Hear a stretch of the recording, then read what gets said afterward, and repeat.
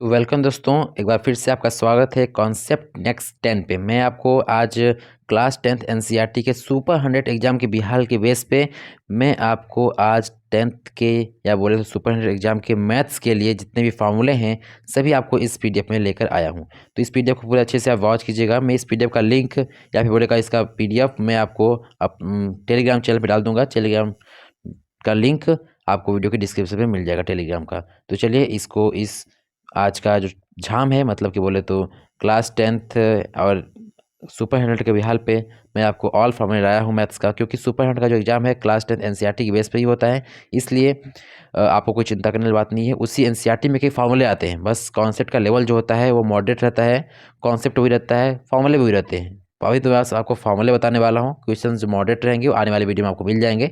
इसलिए मैं इस चैनल को लाइक करके और वीडियो को सब्सक्राइब करके, ऐसा बिल्कुल नहीं, चैनल को सब्सक्राइब करना है और वीडियो को लाइक करना है। चलिए आगे चलते हैं। देखिए यहाँ पे क्या है कि आपको, रुकिए एक मिनट में फ़ोन को सही कर लेता हूँ। हाँ चलिए, अब सही आ रहा है वीडियो।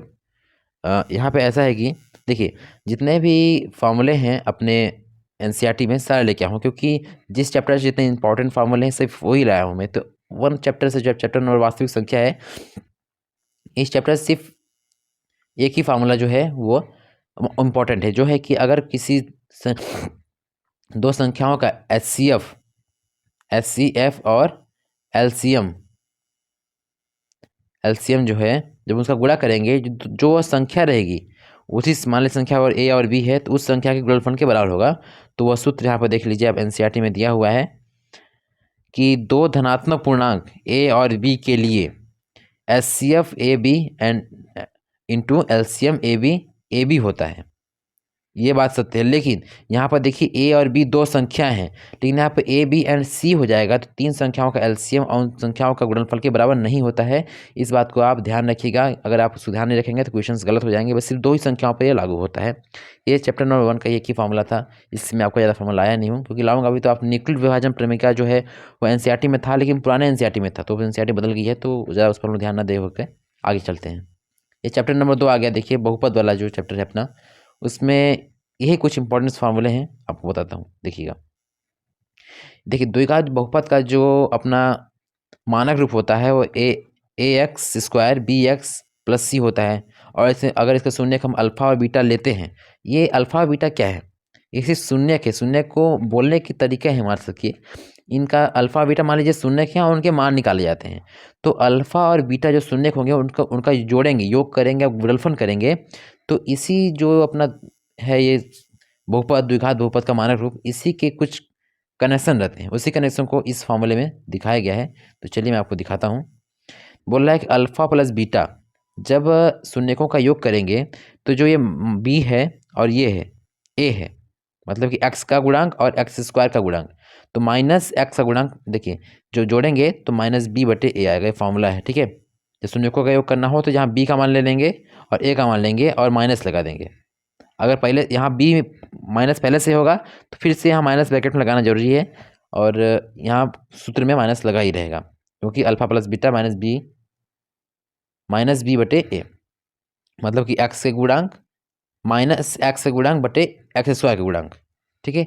और जब अल्फा बीटा करेंगे, मतलब कि शून्यकों का जब गुणा करेंगे अल्फा इंटू बीटा, तो सी बाय ए होता है, ठीक है। मतलब ये अचर संख्या और ये एक्स स्क्वायर का गुणांक, ठीक है। अब चलते हैं आगे, चलते हैं क्वेश्चन पे। अगला है कि अल्फा बीटा गामा, ये देखिए आपको अल्फा बीटा गामा दिखाता हूँ। जो ये चीज़ है ना, ये वाला देखिए, ये जो चीज़ है यहाँ देखिएगा आप, और जो ये है अल्फा, ये अल्फा बीटा गामा है, ठीक है। अल्फा है बीटा है, या देखिए आप बस अल्फा बीटा है, क्योंकि द्विघात बहुपद जो होता है उसमें सिर्फ, क्योंकि उसके घात 2 होते हैं इसलिए सिर्फ 2 ही शून्यक होते हैं। लेकिन जो त्रिघात बहुपद होता है उसमें 3 शून्यक होते हैं, 3। तो उसको मानने के लिए हम लोगों ने अल्फा बीटा और गामा लिया है, ठीक है। तो जब अल्फा बीटा गामा का योग करेंगे, जब योग करेंगे हम लोग, तो माइनस डी बटे ए आएगा, तो माइनस डी बटे ए आएगा, मतलब कि लास्ट वाली संख्या अचर संख्या और ए, और माइनस का साइन लग जाएगा, ठीक है। और दूसरा फॉर्मूला ये है कि alpha beta beta gamma plus gamma alpha, जब इसका करेंगे तो सी बाय ए होगा, जो पुराने वाले क्वेश्चंस के सिमिलर है। जब अल्फा इंटू बीटा करेंगे तो सी बाय ए होता है, लेकिन यहाँ पर alpha beta plus beta gamma plus alpha beta, ठीक है, जब करेंगे तो सी बाय ए होता है। ये फॉर्मूला है, इसको अच्छे से याद रखिएगा। और जब योग करेंगे, जब शून्यकों का योग करेंगे तो मेरे पास माइनस डी बटे ए हो जाएगा। क्या हो जाएगा? माइनस डी बटे ए, मतलब जो अचर संख्या है और ये एक्स क्यू के गुणांक। देखिएगा एक चीज़ आप देखेंगे, अल्फा बीटा और अल्फा बीटा गामा में क्या हुआ है, नीचे तो ए है मतलब एक्स स्क्वायर या फिर एक्स क्यूब का जो गुणांक है, ऊपर में क्या हुआ माइनस, उसमें माइनस लगा हुआ है, इसमें माइनस नहीं लगा हुआ है। फर्क इतना है कि उसमें लास्ट टर्म सी है और इसमें लास्ट टर्म डी है, तो लास्ट टर्म को लिया है और फर्स्ट टर्म को लिया है। और जो अल्फा बीटा होता है मतलब द्विघात बहुपद में माइनस नहीं लगाया है, और त्रिघात बहुपद में मतलब अल्फा बीटा गामा में माइनस लगा दिया है।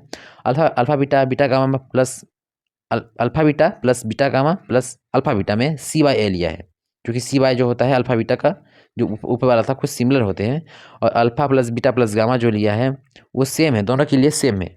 देखिए दोनों के लिए यहाँ पे सेम है, माइनस बी बाय ए माइनस बी बाय, तो प्लस जहाँ सोचिए जहाँ प्लस करना है माइनस बी बाय ए कर लीजिएगा, ठीक है। आप इस सूत्र को याद कर लीजिएगा। इसका पीडीएफ आपको टेलीग्राम चैनल पे मिल जाएगा, टेलीग्राम चैनल का लिंक मेरे वीडियो के डिस्क्रिप्शन में मिल जाएगा। चलिए अगला चैप्टर आता है अपना रैखिक समीकरण वाला जो चैप्टर है, दो चर वाले रैखिक समीकरण, उसमें देखते हैं।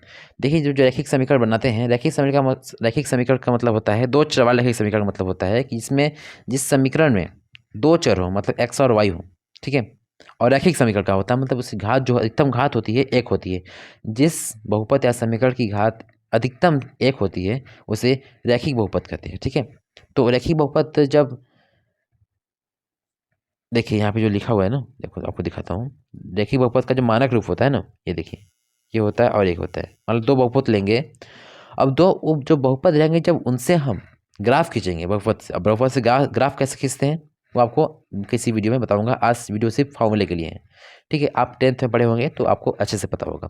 जब दो बहुपदों का ग्राफ खींचेंगे तो जब हम अब ग्राफ कैसे, दो अगर लाइनें हैं तो उनकी क्या क्या कंडीशन बताते हो, किस तरीके से रह सकती हैं। जब दो लाइनें हैं या फिर लाइनें एक दूसरे को प्रतिच्छेद करें खींचने पर, पहला कंडीशन मतलब कि इस तरीके से दो लाइन है तो दोनों को प्रतिच्छेद करें, या फिर दो लाइन जो है एक के ऊपर एक हो जाए ऐसे, या फिर दो लाइन पैरेलल हो जाए, ठीक है।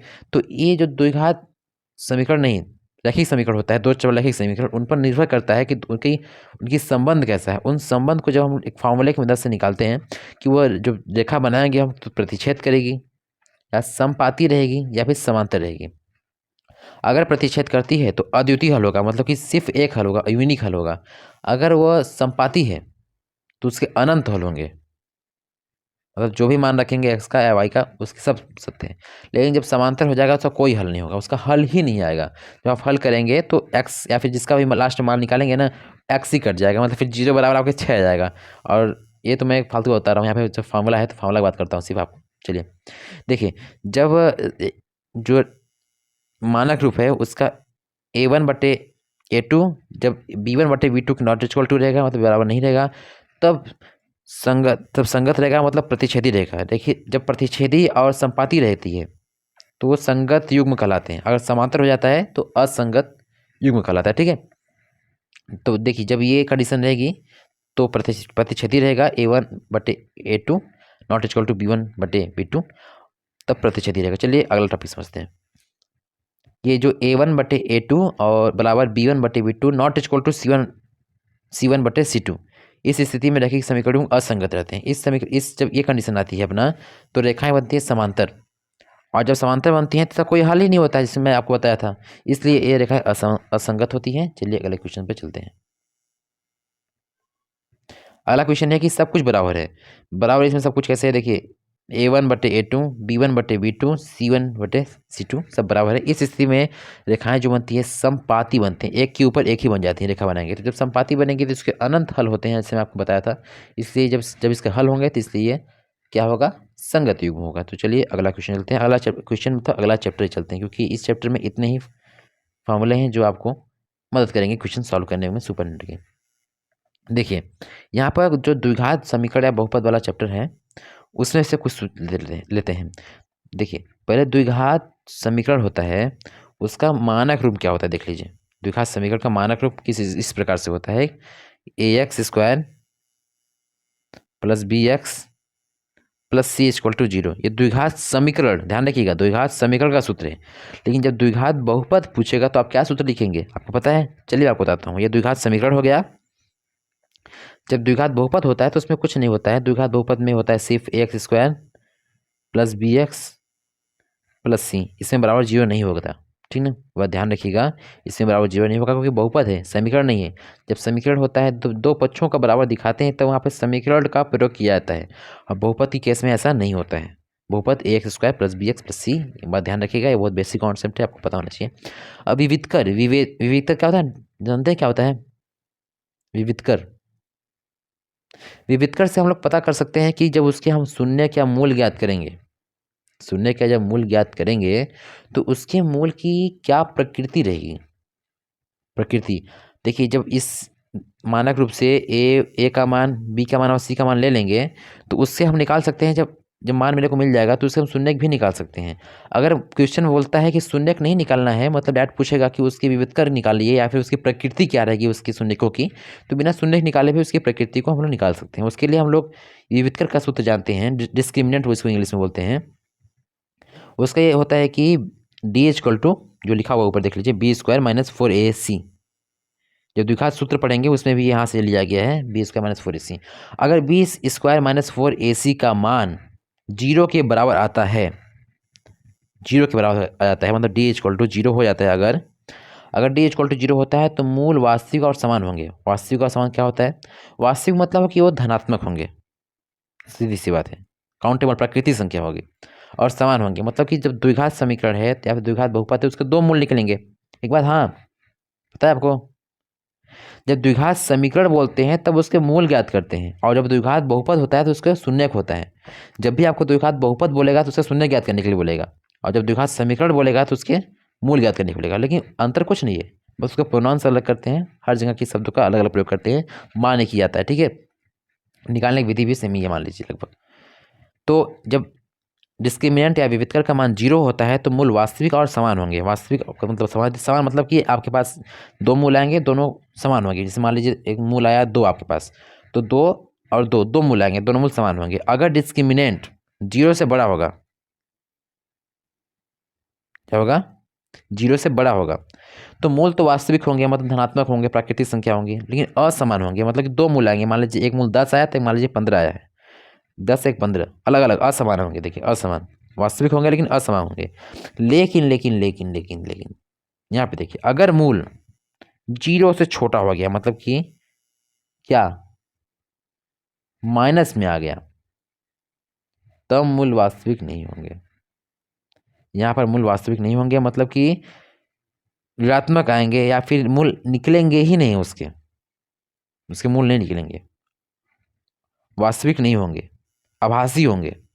इसलिए ये वाले चीज़ों को आप ध्यान रखिएगा, ये फॉर्मूले के अंदर आते हैं। हाँ, अब चलते हैं अपने पास द्विघात सूत्र, जिसे किसने दिया था? द्विघात सूत्र को श्रीधराचार्य सूत्र भी कहते हैं, क्योंकि उसको श्रीधराचार्य गणितज्ञ ने दिया था। वो इस प्रकार से होता है कि द्विघात बहुपद में अगर x का मान निकालना है अपन को, जब द्विघात बहुपद में मुझे x का मान निकालना है तो b minus B plus minus b² minus 4ac upon 2a, ये सूत्र होता है, ध्यान रखिएगा जो यहाँ पे दिया हुआ है। ये द्विघात बहुपद के मूल ज्ञात, सॉरी, द्विघात बहुपद के शून्यक या फिर द्विघात समीकरण के मूल ज्ञात करने के लिए सूत्र का प्रयोग किया जाता है। आप इसका PDF आपको टेलीग्राम में मिल जाएगा, टेलीग्राम चैनल ज्वाइन कर सकते हैं। चलिए अगला चलते हैं। हाँ, अगला आ गया समांतर श्रेणी वाला चैप्टर, ठीक है? और यहाँ पे क्या बोल रहा है, एक समांतर श्रेणी संख्याओं की ऐसी सूची होती है जिसमें प्रत्येक पद पहले पद के अतिरिक्त अपने पद की एक निश्चित संख्या में जोड़ने से प्राप्त होते हैं। मान लीजिए कोई पद है निश्चित संख्या में, मतलब एक पहला पद ए है, इसमें हम लोग 5 जोड़ते जाएंगे, तो 5 जोड़ देंगे तो 6, इसमें 5 जोड़ देंगे तो 11, इसमें 5 जोड़ देंगे तो 16। यह एक AP है क्योंकि इसमें मैंने एक निश्चित संख्या को जोड़ा है। अब इसका सार अंतर जो होता है, कॉमन डिफरेंट, जो यहाँ पर लिखा हुआ है कॉमन डिफरेंट, धनात्मक हो सकता है, ऋणात्मक हो सकता है, और शून्य भी हो सकता है। कॉमन डिफरेंट क्या होता है कि डी, उसको हम लोग किससे दर्शाते हैं पता है आपको? जो कॉमन डिफरेंट होता है उसको हम दर्शाते हैं हम लोग D से। ध्यान रखिएगा, उसको हम लोग डी से दर्शाते हैं। तो उसका मतलब हो जाएगा डी, मतलब पहले वाले पद को दूसरे वाले पद नहीं, दूसरे वाले पद को पहले वाले पद से घटा देंगे। मतलब कि मान लीजिए दूसरा पद A2 है माइना और पहला पद A1 है, तो 6 माइनस 1 और 5 5 आ गया, क्योंकि हम लोग 5 जोड़ा था।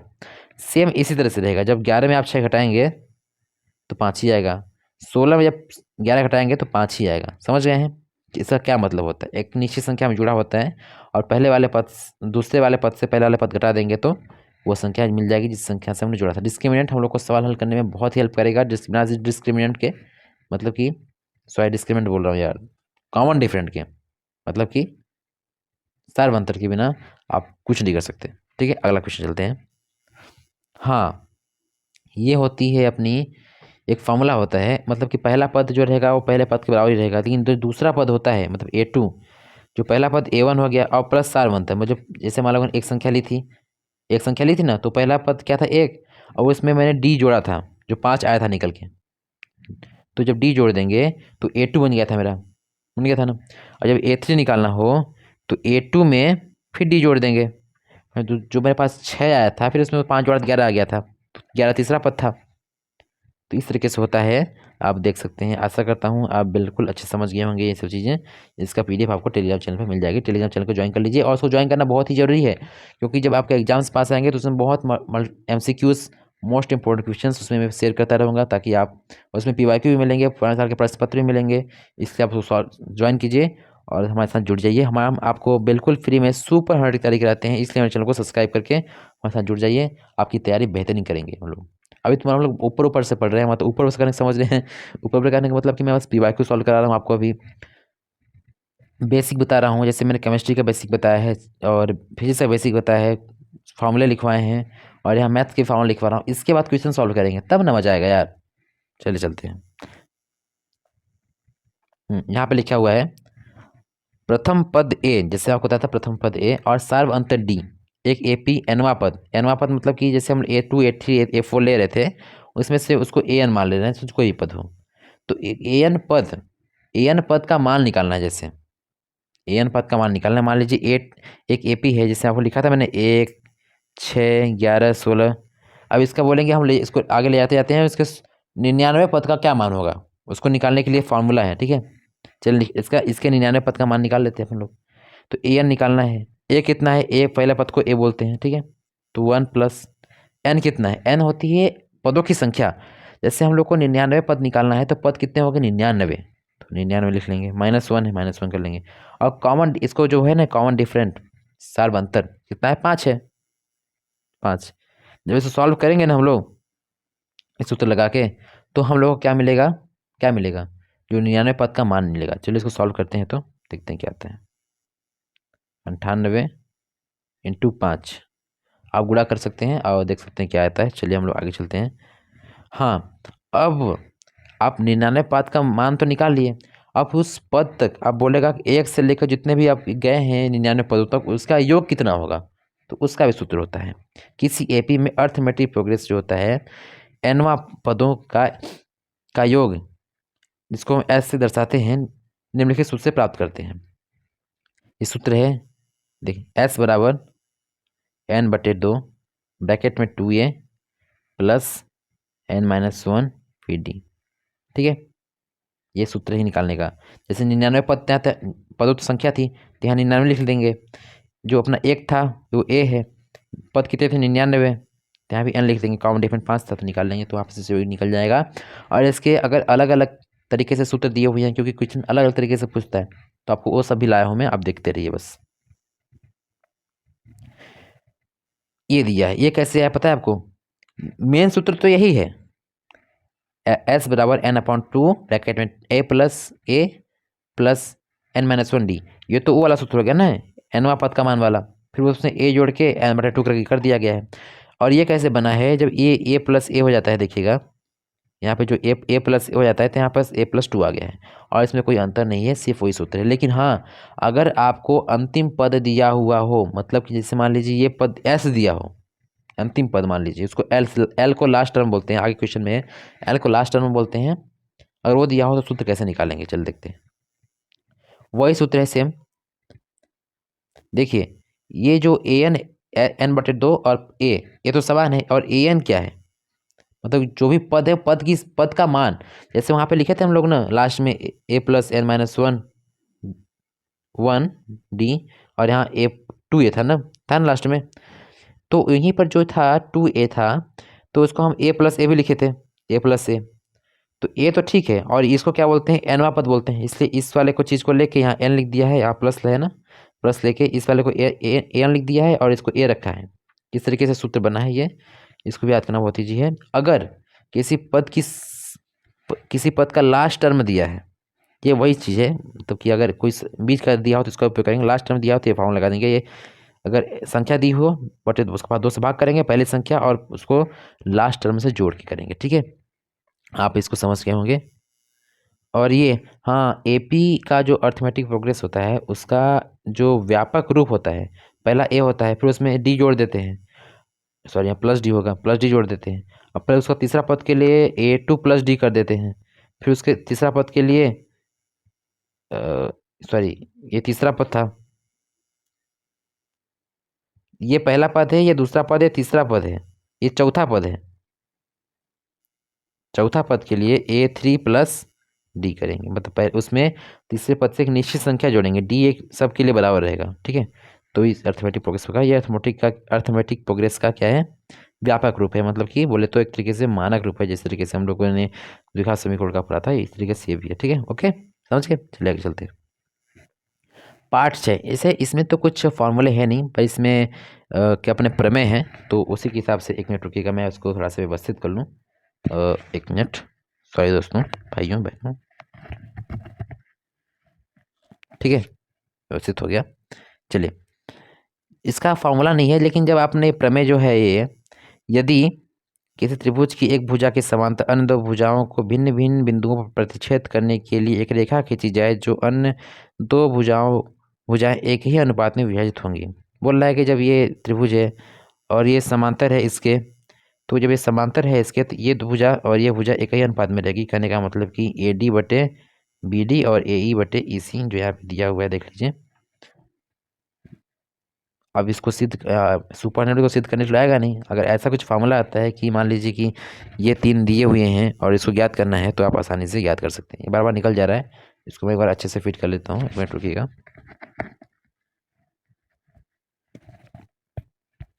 ठीक है, चलिए अगला क्वेश्चन चलते हैं। अगला क्वेश्चन जो है अगले नियतांक और ज्यामिति वाले पार्ट से आ गया है, और इसका एक ही पेज में पूरा इसका आपको समझा सकता हूँ मैं। 1 मिनट रुकिएगा ना। हाँ, अब आपको समझने में आसानी होगी। देखिए, अब जो नियतांक ज्यामिति होती है, वो इसमें जब ज्यामिति बनती है तो उसमें 2 बिंदुओं रहते हैं, 2 बिंदु। मान लीजिए कि ये एक है, ठीक है, एक थोड़ा बड़ा बनाता हूँ, चलिए।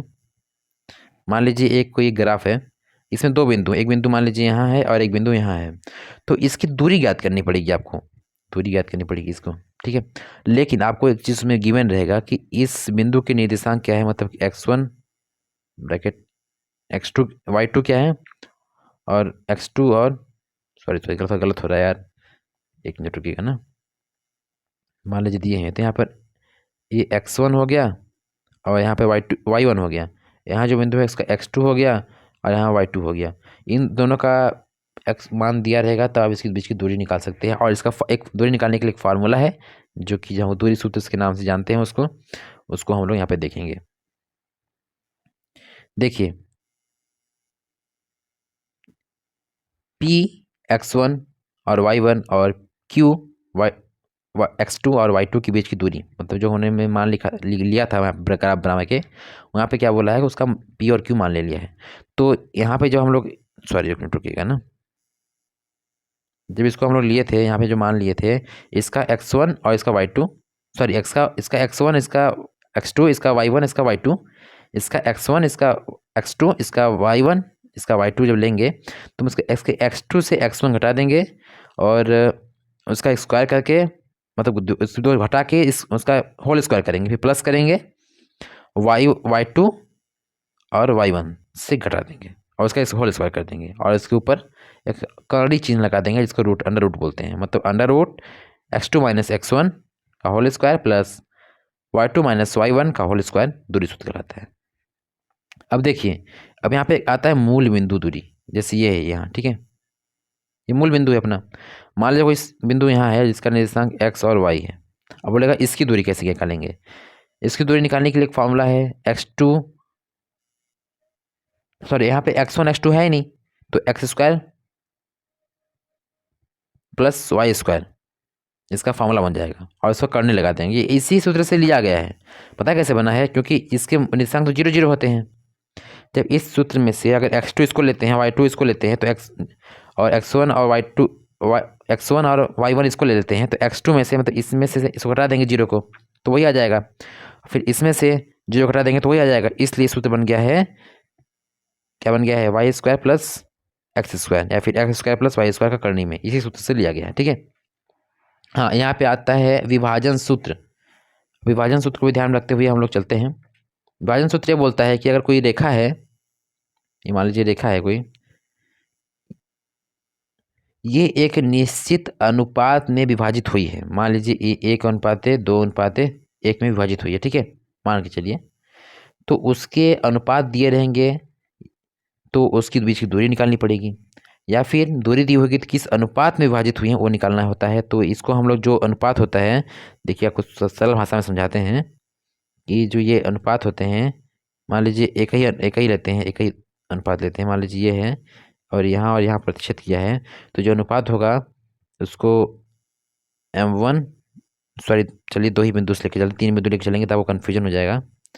तो ये विभाजित करते इसको m1 और इसको m2 बोल लेंगे, ठीक है। और यहाँ के निर्देशांक होंगे, कुछ होंगे ना। तो अब बोलेगा कि इस बिंदु का मान निकालिए, इस बिंदु का मान निकालिए कि इस बिंदु का निर्देशांक क्या है। और ये m1 और m2 दिया रहेगा, किस अनुपात में विभाजित कर रहा है, और इसके निर्देशांक दिए हुए रहेंगे, तो इसके मान निकालना पड़ेगा। तो उसके लिए m1 प्लस x2, मान लीजिए x1 प्लस, मान लीजिए सॉरी मान लीजिए कि यह x1 और ये y1 है, और ये x2 है और y2 है, ठीक है। ये हम लोगों ने माना। तो सूत्र कहता है कि जब m1 लेंगे तो x2 से गुणा करा करके प्लस करेंगे, और जब m2 लेंगे तो x1 से गुणा करा देंगे, समझ गए। और नीचे अनुपातों को जोड़ देंगे, मतलब m1 प्लस m2 कर देंगे। क्वेश्चन थोड़ा इसको देखेंगे तो आपको अच्छे से समझ आ जाएगा। मतलब कि जब m1 लेंगे तो x2 लेंगे, और जब x2 लेंगे तो m1 लेंगे, ठीक है। उनको जोड़ के, मतलब कि m1 और x2 का गुणा करेंगे, फिर उसको जोड़ेंगे, और नहीं सॉरी m1 और x2 का गुणा कराएंगे, और m2 और x1 का गुणा कराकर जोड़ के, और उसको m1 प्लस m2 से भाग दे देंगे। ये x जो एक बार x से मान निकाल लेंगे, एक बार y का मान निकाल लेंगे, ठीक है। ये सूत्र यहाँ पे देख लीजिए। और यहाँ पे क्या बोलता है, जोड़ने वाले अंग या मूल बिंदु पूछ रहा है। जैसे मान लीजिए एक रेखा है, मूल बिंदु का सूत्र है, मान लीजिए एक रेखा है, इसका मध्य बिंदु ये है, और दो यहाँ पे निर्देशांक दिए हुए हैं, ये x1 दिया हुआ है और y1 दिया हुआ है, और यहाँ पे x2 दिया हुआ है और यहाँ पे y2 दिया हुआ है, ठीक है। तो बोल रहा है कि इसका निर्देशांक ज्ञात कीजिए, मध्य बिंदु रहेगा तभी ज्ञात कर सकते हैं। तो जब x यहाँ x है, यहाँ y है, तो एक बार x का मान निकालना पड़ेगा, एक बार y का मान निकालना पड़ेगा। जब x1 प्लस x2 बटे 2 कर देंगे तो x का मान निकल जाएगा, और y1 प्लस y2 कर देंगे तो y का मान निकल जाएगा। तो यहाँ पे लिखा हुआ है, देख। चलिए आगे चलते हैं। हाँ, आगे आता है त्रिकोणमिति वाला चैप्टर अपना, और इस चैप्टर से भी बहुत अच्छे अच्छे जो फार्मूले हैं वो मिल जाएंगे आपको, ठीक है। आपको एक बार करके समझाते हैं हम, ठीक है। देखिए साइन कोसाइन टेंजेंट कोसेन सेकेंड कॉन्जेंट, ये उसके फुल फॉर्म है, जो हम लोग साइन कॉस टेन कॉसेक से कॉट करते हैं ना, उसका फुल फॉर्म होता है ये। तो इसमें देखिए एक आप कभी कभी अपवाद पहुंच जाती है, बताऊं आपको। मान लीजिए समकोण त्रिभुज है, जब बोला कि साइन ए का मान, साइन ए, ठीक है, मान लीजिए साइन ए बोला, तो साइन ए की क्या होता है कि सम्मुख कोण, जो कोण है उसकी सम्मुख भुजा बटे कर्ण, ठीक है। आपने लाल बटे कक्का पढ़ा होगा, लाल बटे कक्का, ठीक है। तो लंब बटे कर्ण, अब लंब कौन सा है इसमें से, लंब कैसे डिसाइड करेंगे। लंब डिसाइड करने के लिए जो कोण होता है ना, वो उसके जो भी थीटा लेंगे, मान लीजिए थीटा, ये मान लीजिए ABC है, मतलब साइन, एक मिनट रुकिएगा, इसमें मिटाते हैं, अच्छे समझाते हैं आपको। मान लीजिए त्रिभुज समकोण त्रिभुज है और यहाँ ए बी सी है। मान लीजिए थीटा सी ए लेते हैं, साइन थीटा मतलब साइन ए लेते हैं। तो जो जो कोण जो साइन लेते हैं वो उसके सम्मुख वाले भुजा को क्या बोलते हैं अपन लोग? लंब बोलते हैं। और उसके संलग्न भुजा को क्या बोलते हैं? आधार बोलते हैं। और जो बची भुजा को मतलब समकोण के सामने वाले भुजा को कर्ण बोलते हैं। सबसे लंबी भुजा होती है त्रिभुज की। तो इस तरीके से हम ज्ञात कर सकते हैं कि जब साइन थीटा का मान लेंगे तो, या फिर साइन ए का मान लेंगे तो साइन ए की सम्मुख भुजा बटे कर्ण। जब कॉस साइन का लेंगे तो साइन ए की संलग्न भुजा बटे कर्ण। और जब टेन के लेंगे तो उसकी सम्मुख भुजा बटे उसकी सम्मुख भुजा बटे संलग्न भुजा, मतलब कि लंब बटे आधार। और इसका जस्ट उल्टा कॉस सेक और टेन होता है। आप देख सकते हैं फॉर्मूला, इसमें मुझे बताने की जरूरत नहीं है, आप देख सकते हैं। हाँ, ये चीज़ आपको आनी चाहिए, ये मोस्ट इम्पॉर्टेंट है। PYQ भी है, इम्पॉर्टेंट भी है, VVI भी है, वेरी वेरी इंपॉर्टेंट भी है। तो इसको भी देखते हैं अपन लोग को सिर्फ और सिर्फ साइन ए का मान ज्ञात करना पड़ेगा, या फिर साइन थीटा का मान ज्ञात, साइन 0 डिग्री का, साइन 30 डिग्री का, साइन 45 डिग्री का, एंड साइन 60 डिग्री का, एंड साइन 90 डिग्री का जब मान ज्ञात कर लेंगे तो ये सब जो है ऑटोमेटिक बन जाएंगे। बोलेंगे कैसे? चलिए आपको करके दिखाते हैं। अगर आपको पता होगा तो एक बार देख लीजिए, आपको रिवीजन भी हो जाएगा कि किस तरीके से ये होता है। देखिए आपको दिखाता हूँ मैं। साइन 0 डिग्री का मान 0 होता है, इसको आपको याद करना पड़ेगा, फिर आपको ट्रिक बताता हूँ। और साइन 30 डिग्री का मान 1/2 होता है, साइन 45 का 1/√2 होता है, साइन 60 डिग्री का √3/2 होता है, साइन 90 का 1 होता है। ठीक है, इतना याद कर लिए। चलिए अब आपको दिखाते हैं कॉस का मान कैसे निकालेंगे, टेन का मान कैसे निकालेंगे, कॉसेक का और सेक का और कॉट का मान कैसे निकालेंगे। देखिए सिंपल है।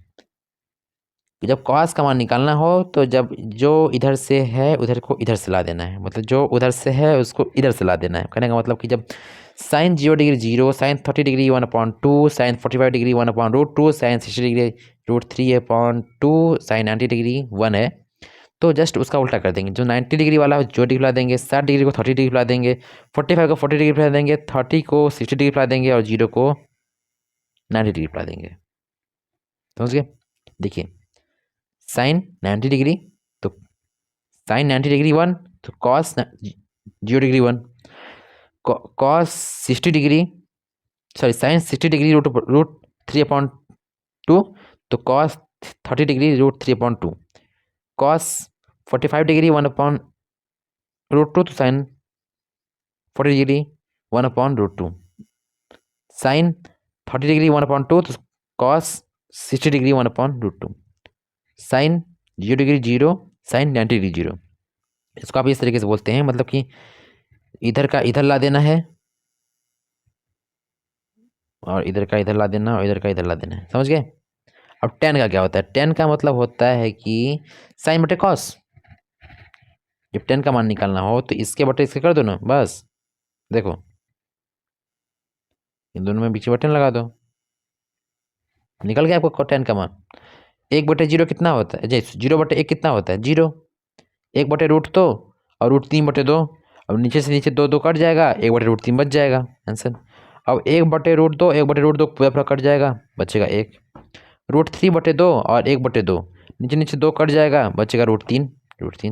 और 1/0 क्या होता है? अपरिभाषित होता है, क्योंकि जब जीरो का हम पढ़ा कितनी बार पढ़े कि 1 आ जाए। 0 कम 0, 0 दूनी 0, 0 3 0, 0 चौको 0, 0 5 0, 1 आने वाला नहीं है, इसलिए वो अपरिभाषित हो जाता है, इनफिनाइट हो जाता है। ठीक है, इस तरीके से। अब जो कॉसेक होता है वो भी बहुत ईजी है। साइन का उल्टा कॉसेक, उल्टा मतलब कि क्या होता है? उल्टा मतलब कि ये 0 है, उस 0 के नीचे कुछ नहीं बटे 1, इसका उल्टा मतलब 1/0। ये टेन का सॉरी टेन हाँ कॉसेक का मान हो जाता है। देखिए किसे, अब इसको साइन का उल्टा कर देंगे, मतलब उसके नीचे 0 के नीचे कुछ नहीं है, तो मान लीजिए 1 है और 1/0, और फिर 0 का कितना बार पढ़ा पड़ेंगे? 1 आए तो इनफाइट है, तो इससे अपरिभाषित है। और 1/2 उसका उल्टा कर देंगे तो 2, 1/√2 इसका उल्टा कर देंगे तो 2, अरे सॉरी √2 इसका उल्टा कर देंगे तो इसका उल्टा कर देंगे तो 2/√3, जो कि यहाँ पे आपको दिख रहा होगा 2/√3। यहाँ पे देखिए आपको दिख रहा होगा रूट दिखता होगा √3/2, उसका उल्टा कर देंगे 2/√3। 1 का उल्टा क्यों 1 ही होगा, क्योंकि 1 जिससे मैंने 1 लिखा है बटे 1 लिखा है, इसका उल्टा कर देंगे तो 1 ही आएगा, सिंपल है। और जो सेक होता है कॉस का उल्टा होता है, 1/1 का उल्टा कर देंगे तो 1 ही आएगा। और √3/2 कर देंगे तो उसका उल्टा कर देंगे तो 2/√3 आ जाएगा, जो कि यहाँ पे दिख रहा है आपको। और जब कॉस 45 डिग्री 1/√2 होता है तो जब 2 को ऊपर ले आएंगे 1 को नीचे लाएंगे तो सिर्फ √2 बचेगा, इससे यहाँ पे √2 है। 1/2 को उल्टा कर देंगे तो 2 ऊपर चल जाएगा, 1 नीचे आ जाएगा, 2 आंसर हो जाएगा। और जब 0/1 है, सॉरी 0/1 है, इसको उल्टा कर देंगे तो 1/0 आ जाएगा। फिर से वो अपरिभाषित वाला कंडीशन आ गया कि 0 का पहाड़ा कितनी बार पढ़े कि 1 आया तो कभी आने वाला नहीं है, इसको अपरिभाषित बोल देते हैं। अब जो कॉट होता है इसका 2 तरीके से निकाल सकते हैं अपन लोग, या तो साइन बटे कॉस बटे साइन कर लेंगे। देखिए टेन का क्या था, साइन बटे कॉस था। टेन जब निकाले थे हम लोग तो साइन बटे कॉस किए थे, और जब कॉट निकालेंगे तो कॉस बटे साइन कर देंगे। लिख देता हूँ एक बार, टेन थीटा जब निकाले थे हम लोग तो साइन थीटा बटे कॉस थीटा करिए थे, ठीक है। लेकिन जब कॉट निकालेंगे कॉट थीटा तो कॉस थीटा बटे बटे साइन थीटा कर देंगे। ओके, इस तरीके से निकाल सकते हैं जब, लेकिन जब आप टेन का भी उल्टा करेंगे तब भी वो आ जाएगा, ठीक है। क्योंकि जो इसका भी कॉस बटे साइन किए थे, उसमें साइन बटे कॉस किए थे, उसको उल्टा ही हो रहा था, मतलब कि टेन का उल्टा भी कॉस कॉट ही होता है। तो उसको भी देखते हैं कैसे होता है, और बहुत ही बेहतरीन तरीके से उसको समझते हैं और आपको हल करते हैं। 0/1, 0/1 फिर से उल्टा करेंगे तो 1/0, अपरिभाषित वाली कंडीशन आ रही है इसलिए वो भी अपरिभाषित हो जाएगा। अब देखिएगा कि 1/√3 उसका उल्टा कर देंगे तो 1 नीचे आ जाएगा, √3 ऊपर चल जाएगा तो इसलिए √3 बच जाएगा। 1 का उल्टा 1 ही होता है, तो 1/1 करेंगे उसका उल्टा करेंगे तो 1/1 ही आएगा, तो 1 ही आ जाएगा। √3 है, बटे कुछ नहीं है तो नीचे 1 ही है, तो 1 ऊपर जाएगा तो 1/√3 हो जाएगा। अब देखिए टेन क्या अपरिभाषित है, अपरिभाषित मतलब कि क्या होता है कि 1/0 अपरिभाषित मतलब ये नहीं होता है। और जो ऊपर करेंगे तो 0/1 मतलब 0 आंसर आ जाएगा इसका। क्यों, बात सही है ना। चलिए आगे चलते हैं। हाँ यहाँ पे कुछ अपने वो हैं, क्या है, क्या है, सर्व समीकाएं हैं। इस सर्व समीकाएं से भी प्रश्न आते हैं, इस समीकाएं को आप अच्छे से याद कर लीजिए, बोले तो रट लीजिए, ये तो रटने वाली चीज ही है, ठीक है। इसको आप हम बोलते हैं रट लीजिए। पहला सर्व समीका यही है, देखिए मैं सर्व समीका लिखवा रहा हूँ आपको पहले। Sine square theta plus cos square theta बराबर 1। ओके, अब इस तरीके से आप बहुत सी सर्व समीकाएं बना सकते हैं अपने से। जैसे अगर साइन का मान निकालना हो आपको, अगर साइन का मान निकालना हो तो आप क्या करेंगे, कॉस को जो है इधर पक्षांतर कर देंगे तो माइनस कॉस स्क्वायर हो जाएगा, थीटा हो जाएगा। देखो मैं आपको आपके लिए कंटेंट पर लिख के लाया हूँ, तो अच्छे से ध्यान दीजिए। यहाँ पे आप ध्यान दीजिए, बहुत ही अच्छी तरीके से आपको समझाता हूँ, 1 मिनट रुकिएगा ना।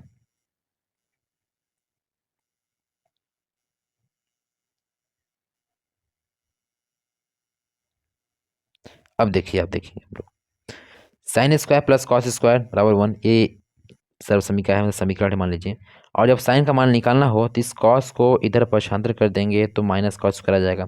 और जब इस कॉस का मान निकालना हो तो साइन को भेज देंगे इधर, जिस तरीके से भेजा गया है, तो माइनस हो जाएगा। चलिए आगे चलते हैं, ठीक है।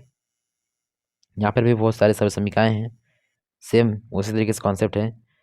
और जो मैंने आपको बताया था कि उसका उल्टा कर देंगे, साइन का उल्टा कॉस होता है, सब यहाँ पे मैंने लिख के बहुत ही प्रॉपर तरीके से आप लोगों के लिए लाया है। तो प्लीज़ इसका लाभ उठाएं और अपनी सुपर तैयारी को बेहतरीन से बेहतरीन बनाएं, ठीक है ना।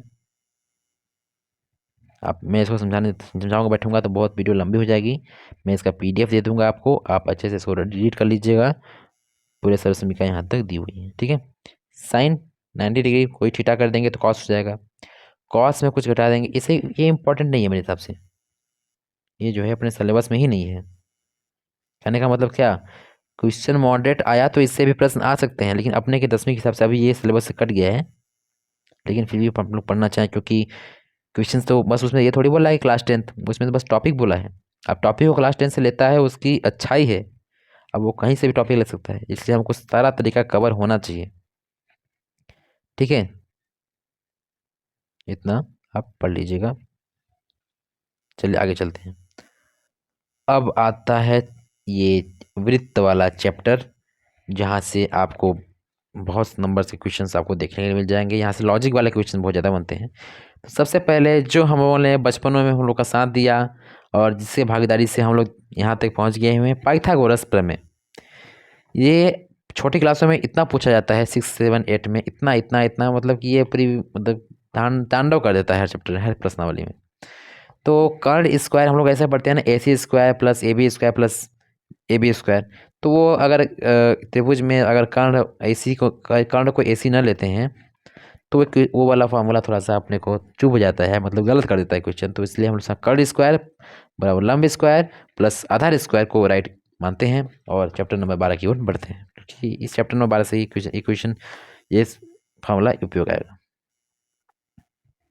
वृत्त का क्षेत्रफल, ये भी क्या ही बोलूँ मैं ऐसे क्वेश्चंस को, लेकिन सुपर नेट है भाई, कुछ भी कर सकता है, सूत्र होता है।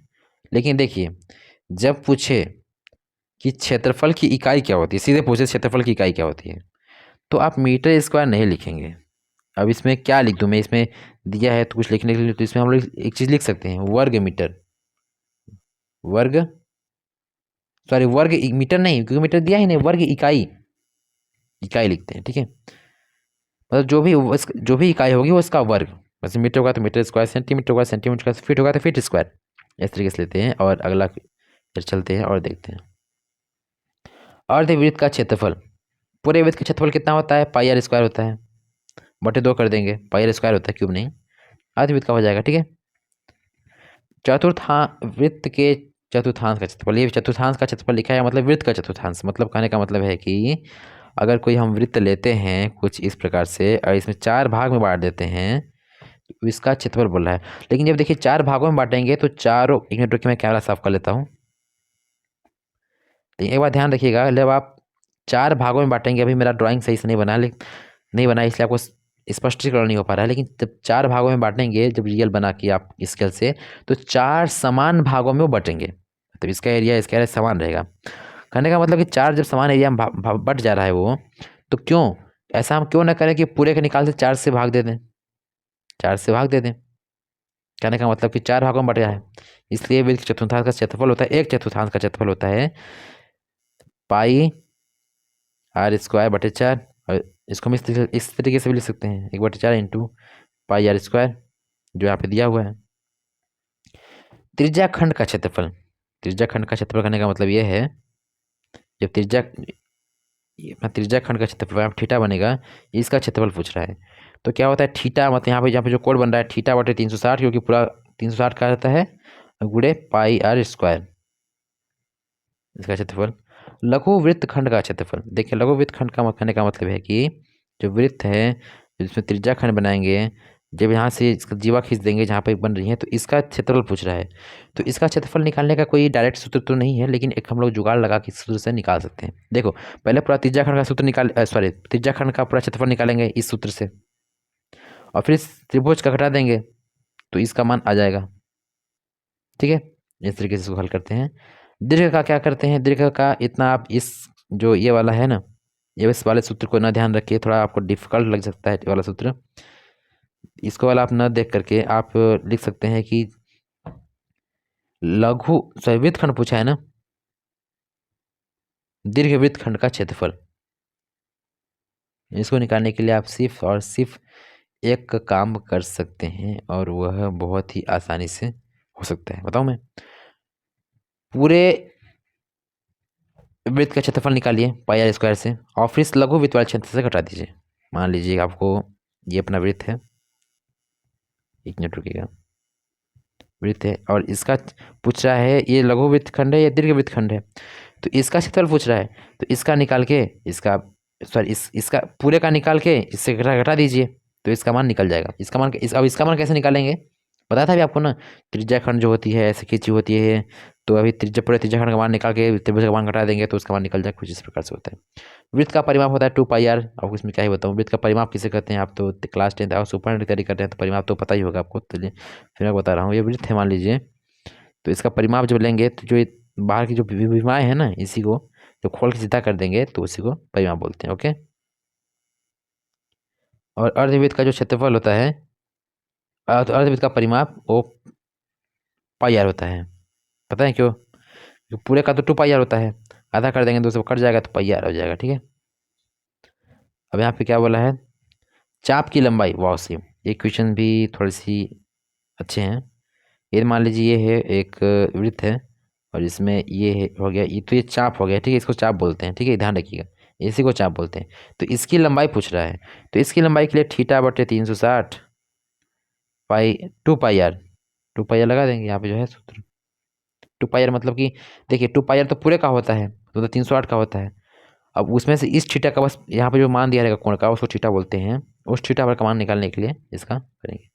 अब आता है अपना ये चैप्टर घनाभ वाला, और इससे भी ये मैंने खुद अपने हाथों से जब मैं स्टडी करता था तो ये अपने लिए मैं बनाया था, तो मैं सोचा उसी का फ़ोटो खींच के आपको दिखा देता हूँ। तो ये मैंने बनाया अपने के पढ़ने के लिए बनाया था मैं, अब आपको दे रहा हूँ। देखिए जो अपनी आकृति है, शेप है, वो घन है, घन का वक्र पृष्ठीय क्षेत्रफल, मतलब कि वक्र मतलब क्या होता है, चारों दीवालों का, चारों दीवालों का क्षेत्रफल, और उसमें छत और बॉटम वो इंक्लूड नहीं रहेगा, तो उसको वक्र या फिर पार्श्व पृष्ठीय क्षेत्रफल बोलते हैं। 4a² होता है। कुल मतलब कि छत और रूफ और बॉटम को जोड़ के 6a²। उसका आयतन निकालेंगे, आयतन मतलब वैल्यूम, कितना उसमें धारिता की क्षमता है, उसमें कितना वस्तु कितनी आयतन वाली वस्तु उसके अंदर आ सकती है। तो AQ मतलब उसके 3 विमाएँ होती हैं, तीनों बराबर होती हैं क्योंकि घन है, घन की 3 विमाएँ बराबर होती हैं। इससे LBH मतलब तीनों L को L, इसको L बोलते हैं, इसको B बोलते हैं, इसको H बोलते हैं, और तीनों बराबर हैं, तो उसको किसी को मान लो, उसको कॉन्सेंट मान लेते हैं, A मान लेते हैं, इसको AQ बोलते हैं, मतलब कि किसी एक भुजा का मान दिया है, उसका क्यूब कर देंगे, उसका 3 गुणा कर देंगे तो उसका वैल्यू आ जाएगा। अब वक्र, अब जो ये घन है, घनाभ है, घनाभ में ये L होता है, लेंथ होता है, ये हाइट होती है, ये बेस होता है, ठीक है। जब वक्र पृष्ठ निकालेंगे इसका 2H plus 2H L plus B, 2H L plus B. वैसे आपको बता दूं, घनाभ का कभी भी वक्र पृष्ठीय क्षेत्रफल क्वेश्चंस नहीं आते हैं, चाहे वो MP बोर्ड हो चाहे वो सुपर 100 हो, आप देख लीजिएगा क्यों नहीं आते, पता नहीं, वो मुझे नहीं पता क्यों आते हैं, लेकिन आज तक क्वेश्चंस नहीं आए हैं। लेकिन आप फिर भी इसको पढ़ लीजिएगा, जो इसका होता है वक्र पृष्ठीय क्षेत्रफल 2H L प्लस बी, ठीक है। आगे चलते हैं, और कुल पृष्ठीय क्षेत्रफल की बात कर रहा है, तो पूरे का क्षेत्रफल निकालने के लिए 2 लेंगे, LB plus BH plus HL, ऐसे याद कर लीजिए ना, LBH होते हैं, तो बाहर में 2 लिख के अंदर में LB लिख देंगे प्लस BH लिख देंगे प्लस HL लिख देंगे, सूत्र बन जाएगा उसका कुल का, ठीक है। आप इसको याद कर सकते हैं। आयतन निकालने के लिए LBH तीनों का गुणा करा देंगे तो आयतन निकल जाएगा। अब आता है यहाँ पे वेलन, मतलब सिलेंडर इसको बोलते हैं, ठीक है। अब इसका जो होता है वक्र पृष्ठीय क्षेत्रफल 2 पाई R H होता है। 2 पाई R कैसे H होता है आपको समझाता हूँ। 2 पाई R मतलब इसका इसका H, इसमें 2 वृत्त हैं, इससे 2 पाई आर हो गया, और H लेंथ हो गया, तो 2 पाई आर इसका पार्श्व पृष्ठीय क्षेत्रफल होता है। कुल होता है मतलब 2 पाई आर R प्लस एस, देखिए 2 पाई आर H और फिर 2 पाई आर R प्लस H, इसको याद कर लेना पड़ेगा आपको। और वैल्यूम होता है, वैल्यूम निकालने के किसके अंदर कितना क्षमता है, तो इन दोनों का होता है क्षेत्रफल, उसका तो वैल्यूम वही होता है, लेकिन जो इसका लेंथ है उस लेंथ से गुणा करा देते हैं तो उसका वैल्यूम आ जाता है πr²H, ठीक है। शंकु का के लिए इसमें एक ही वृत्त होता है नीचे साइड, इसमें कहीं भी 2 नहीं लगेगा। इसका जब हम निकालेंगे क्या, वक्र पृष्ठीय क्षेत्रफल, तो πr_L, कुल का πr_R+L, और आयतन का 1/3 πr²H। अब यहाँ पर जैसे गोला में पहुँच जाएंगे तो जब भी आयतन निकालेंगे तो क्यूब लग जाएगा, ध्यान रखिएगा, ये ध्यान रखिएगा। जब गोले का पार्श्व पृष्ठीय क्षेत्रफल और कुल पृष्ठीय क्षेत्रफल बराबर होता है, क्योंकि इसमें कोई पार्श्व होता ही नहीं है ना, इसके अंदर पूरे बराबर हैं, इससे इसका पार्श्व और कुल पृष्ठीय क्षेत्रफल πr² होता है। और जब भी आप गोले का आयतन निकालेंगे तो उसके बटे में 3 आता है, चाहे वो अर्ध गोले का हो चाहे संपूर्ण गोले का हो, तो 4/3 πr³ यहाँ पे देखिए सभी के आयतन में यहाँ स्क्वायर लगा होगा, इन दोनों को घन आपको छोड़ के बाकी सब में स्क्वायर लगा होगा, देखिए इन दोनों में, लेकिन जब इसमें जाएंगे तो क्यूब लग जाएगा, ध्यान रखिएगा। इसमें मेरा क्वेश्चन गलत हो चुके हैं, इसलिए मैं आपको समझा रहा हूँ कि इससे गलत होते हैं क्वेश्चन, इसको ध्यान रखिएगा। सूत्र होता है 4/3 πr³। और जो अर्धगोला होता है उसका पार्श्व क्षेत्रफल होता है, मतलब कि इसका ये वाला एरिया, नीचे वाला बस एरिया, ऊपर का नहीं, तो उसका 2 πr²। जब पूरा लेंगे तो 3 πr², और जब आयतन लेंगे तो 2, इसका देखिएगा 2 πr² इसका होता है, और पार्श्व का कुल का होता है 3 πr², मतलब 2/3 कर दीजिए, जो इसमें दिया हुआ है 2/3 πr³ ऐसे कर देंगे तो आपका बन जाएगा सवाल। अब एक बार देखिए ट्विस्ट यहाँ पे आता है कि जब आपको इसका आयतन निकालना हो, किसका आयतन निकालना हो, शंकु का, तो एच दिया होता है।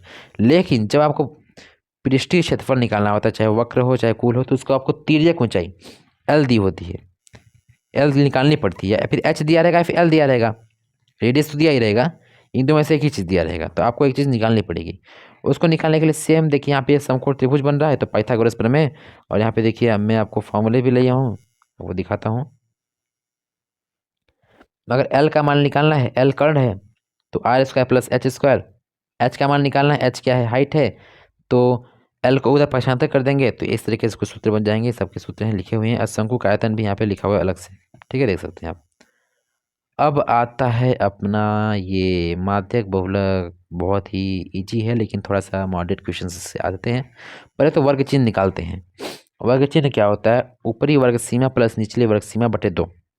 मतलब कोई एक आपके पास डेटा दी हुई है 11, सॉरी थोड़ा इजी लेते हैं ताकि समझ आएगा आपको, 10 20 20 30। तो इसमें ऊपरी वर्ग सीमा क्या होती है, इसको जो संख्या अधिक होती है उसको ऊपरी वर्ग सीमा, और इधर रहता है वो निचली वर्ग सीमा, मतलब कि बाएं से वाला निचला वर्ग सीमा और दाएं वाला ऊपरी वर्ग सीमा। तो इन दोनों का योग कर देंगे तो 20 + 10 30 बटे 2 बराबर 15, इसका वर्ग चिन्ह हो जाता है। अब ध्यान रखिएगा इस तरीके से। अब हम लोग माध्य निकालने की 3 विधि होती हैं, माध्य निकालने की 3 विधि होती है, प्रत्यक्ष विधि, पग विचलन विधि, और हाँ तीनों हो तो गया, नहीं हुआ क्या, कल्पित माध्य विधि छूट गया भाई साहब, है तो यहाँ पे देखिए, छोड़ नहीं सकता, आपके लिए सारा प्रश्न लाया हूँ। यहाँ पे कल्पित माध्य विधि, चलें पहले प्रत्यक्ष विधि से समझते हैं। पहले सबसे पहले हम माध्य को इस तरीके से दर्शाते हैं, समीशन। समीशन क्या होता है कि उसके पहले यहाँ पे एफ आई और एक्स आई लिखा हुआ है, तो जो एफ आई और एक्स आई का मान होगा उसका योग। अब एफ आई एक्स आई क्या होता है चलिए समझते हैं। एफ आई मतलब फ्रीक्वेंसी, मतलब जी हुई है ना, एक विद्यार्थी, दो विद्यार्थी, तीन विद्यार्थी, एफ आई होता है। और जो ये वर्ग चिन्ह होता है इसी को एक्स आई बोलते हैं, इसी को एक्स आई बोलते हैं वर्ग चिन्ह। तो मतलब फ्रीक्वेंसी और जो एक संख्या दो संख्या जैसे दिया होगा आपको, डाटा दिया होता है कि इस तरीके से 10 से और 20, 10 से 20 मिनट में 100 विद्यार्थी गए, 30 से 40 मिनट में 50 विद्यार्थी गए, तो ये जो इसी को फ्रीक्वेंसी बोलती है, ठीक है। और जब उसका वर्ग चिन्ह निकालेंगे, दोनों को गुणा कराने के बाद, दोनों गुणा कराने के बाद उन सबका जोड़ के यहाँ पे लिखेंगे तो समीशन में आता है। और समीशन एफ आई मतलब सभी फ्रीक्वेंसियों का योग, ठीक है। होता है एक पग विचलन विधि, पग विचलन विधि। इसमें पग विचलन का विधि मतलब होता है, ये थोड़ा सा इजी होता है हमें सॉल्व करने के लिए। या इसमें समीशन एफ आई यू आई क्या होता है, पहले हम लोग को इस पग विचलन विधि समझने के लिए हमको इस विधि को समझना पड़ेगा। नहीं यार, आपको मैं ना एक विधि छोड़ दिया, सॉरी यार, माफ कीजिएगा। और इस विधि को बिना समझे आप इस विधि को समझ नहीं सकते, क्या करें, छूट गया, ऐड करना छूट गया। एक काम करते हैं, उसको मैं लिख देता हूँ ना, सिंपल है यार, या फिर लिखूंगा तो आपको जगह कम पड़ेगा फिर। अच्छा एक काम करते हैं, आप इसका PDF में डाल दूंगा टेलीग्राम में, आप उसको अच्छे से अध्ययन कर लीजिएगा। ये सब आपको बहुलक तो ईजी है, निचले वर्ग सीमा सब लिखा हुआ है, आप तरीके से पढ़ सकते हैं। और वीडियो भी बहुत लंबी हो गई है, इसलिए आप इसका मैं PDF प्रोवाइड कर दूंगा आप लोगों को। और जो विधि छुट्टी है ना, एक विधि, कौन सी विधि बता सकते हैं आप, पग विचलन विधि, प्रत्यक्ष विधि और कल्पित माध्य विधि, वो आपको मैं कैसे कार्य करता है पूरा आपका डिटेल अपने टेलीग्राम चैनल पे डाल दूंगा। आप मेरे टेलीग्राम चैनल को ज्वाइन कर लीजिए, मिल जाएगा आपको। ये माध्य का है, इसको पढ़ लीजिएगा। बोले अब आता है, ये इस फार्मूला को तो आप याद ही कर लीजिए, क्योंकि ये मॉडरेट लेवल का, जब मॉडरेट लेवल क्वेश्चन बनते हैं तो इस फार्मूला का उपयोग किया जाता है। सुपरनोट क्वेश्चन इस तरीके से आ चुके हैं और आने की प्रबल संभावना है। 3 माध्य बराबर बहुलक प्लस 2 माध्य, ठीक है। अब आता है लास्ट प्रायिकता वाला चैप्टर, फिर खत्म हो जाएगा अपना। प्रायिकता मतलब समझते ही रहते हैं, अनुकूल परिणामों की संख्या बटे कुल परिणामों की संख्या, आप क्या ही बोलो इसमें। लेकिन हाँ, जो प्रायिकता का मान होता है 0 के बराबर है, 0 से बड़ा होता है, माइनस में कभी नहीं होता, और 1 के बराबर या 1 से छोटा होता है। मतलब कि 0 और 1 के बीच में ही प्रायिकता होती है। और प्रायिकता होने की संभावना और घटना होने की संभावना को इस तरीके दर्शाते हैं, और जब घटना नहीं होती है तो इस तरीके से आप इस पर बार लगा देते हैं। तो जो घटना होने की संभावना और घटना नहीं होने की संभावना का योग हमेशा 1 होता है। आपको दे देगा कि घटना होने की संभावना इतनी है तो घटना नहीं होने की संभावना कितना होगी।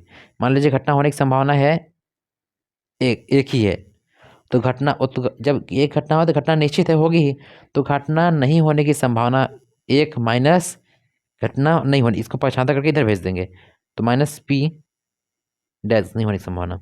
जब ये 1 है तो इसका मान निकाल लीजिए। जब पक्षांतर करेंगे तो इसका मान 1 से माइनस 0 हो जाएगा, तो घटना नहीं होने की संभावना 0 है। मतलब होने और ना होने की जोड़ को 1 बोलते हैं। और यहाँ पे अगर न होने की 1 माइनस होने की संभावना व्यापक रूप से किसी घटना के लिए सत्य है कि किसी घटना के न होने की प्रायिकता 1 माइनस उस घटना के होने की प्रायिकता के बराबर होता है। इस बात को आप अच्छे से याद कर लीजिए। आगे कोई पीपीटी बची है? चलिए लास्ट क्वेश्चन था।